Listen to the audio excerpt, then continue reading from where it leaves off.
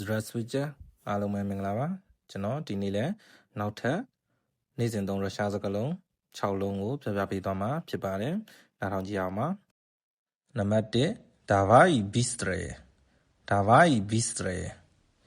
အဲ့ဒါကတော့မြန်လို့အဓိပ္ပာယ်ရပါတယ်နံပါတ်2ကတော့ Сделай что-нибудь Сделай что-нибудь တခုခုလုပ်အောင်လို့ပြောတာဖြစ်ပါတယ်နံပါတ်3ကတော့ Что ты делаешь? Что ты делаешь? မင်းဘာလုပ်နေတာလဲဆိုတဲ့အဓိပ္ပာယ်ပဲဖြစ်ပါတယ်နောက်တစ်ခုက Что вы делаете? Что вы делаете? အဓိပ္ပာယ်ကတော့မင်းဘာလုပ်နေလဲလို့မေးတာပဲဖြစ်တယ်ဒါပေမဲ့သူက formal form ဖြစ်တယ်ကိုယ့်ထက်အသက်ကြီးတဲ့လူတွေ respect ထားမဲ့သူတွေနဲ့ပြောတဲ့အချိန်မှာဒီလို Что вы делаете လို့မေးရမှာဖြစ်ပါတယ်နံပါတ်4ကတော့ Я знаю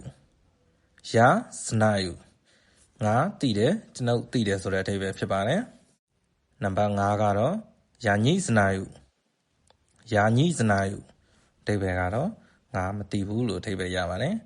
ညိဆိုတဲ့စကားလုံးကညင်းတဲ့စကားလုံးဖြစ်ပါတယ်နံပါတ်6ကတော့ Я не понимаю Я не понимаю Я ကျွန်ုပ်ကညိဆိုတာညင်းတယ်ပါညီမယူဆိုတာကနားလေတယ်လို့ပြောတာဖြစ်ပါတယ်အဲ့တော့ယာညိပါညီမယူဆိုတော့နားမလည်ဘူးဆိုတဲ့အဓိပ္ပာယ်ဖြစ်ပါတယ်အားလုံးပဲအဆုံးထိနားထောင်ပေးလို့ကျေးဇူးတင်ပါတယ်ကျွန်တော်ရဲ့အကောင့်လေးကိုလည်း follow လုပ်သွားပေးဖို့တောင်းဆိုပါရစေပက္ကာ